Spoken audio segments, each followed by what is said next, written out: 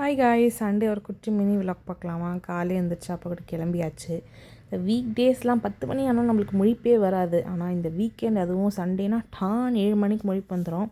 அதுவும் பயத்துலேயே நான் எழுந்திரிச்சுவேன், எங்கே அப்பா என்னை விட்டுட்டு மார்க்கெட் போயிட்டு வரோம் அப்படின்னு. ஸோ அப்படி தான் கிளம்பி வந்தாச்சு மார்க்கெட்டுக்கு. என்னடா இவங்க தெருவிலே 1008 கடை வச்சுக்கிட்டு மார்க்கெட் வராங்களே அப்படின்னு நீங்கள் நினைக்கலாம். என்னதான் இருந்தாலும் எல்லாமே ஒரே இடத்துல கிடைக்கிது. அதில் பார்த்து பார்த்து நம்மளுக்கு என்ன பிடிக்குதோ அதை வாங்கிட்டு போகிறது ஒரு தனி கைண்ட் ஆஃப் ஹாப்பினஸ் அப்படின்னு சொல்லலாம். அப்படி தான் அப்பா வாங்க போயிட்டார், நாட்டுக்கோழி வாங்கினார். அப்புறம் ஆப்போசிட்டில் ஃபிஷ் மார்க்கெட் போயிட்டு நல்லா வேடிக்கை பார்த்தோம், என்னென்னலாம் இருக்குது அப்படின்னு பார்த்துட்டு கடைசியில் ஆஸ் யூஷுவல் வாங்குகிற இறாவே வாங்கிட்டு அதை க்ளீன் பண்ண கொடுத்துட்டோம். அப்புறம் யாரில் என்னென்ன வாங்குறாங்க அப்படின்றத பார்த்துட்டு நின்றுட்டு இருந்தாச்சு. பார்க்க மட்டும்தான் பிடிக்கும், ஆனால் சாப்பிட பிடிக்காது அப்படின்னு இந்த மாதிரி யாருனா இருந்தீங்கன்னா கமெண்ட் பண்ணுங்கள் கமெண்ட் பாக்ஸில். ஸோ அப்படி தான் வாங்கிட்டு அப்புறம் ஆப்போசிட்டில் ஈரல் பார்த்தேன். சாப்பிட்டே ரொம்ப நாள் ஆச்சு அப்படின்னு அப்பா கிட்டே கேட்டேன். ஈரல் தானம்மா, வாங்கிக்கோ அப்படின்னு சொன்னார். அப்படியே வாங்கியும் கொடுத்துட்டாரு. அப்புறம் என்ன, தக்காளி வாங்கலான்னு கிளம்பி போயிட்டோங்க.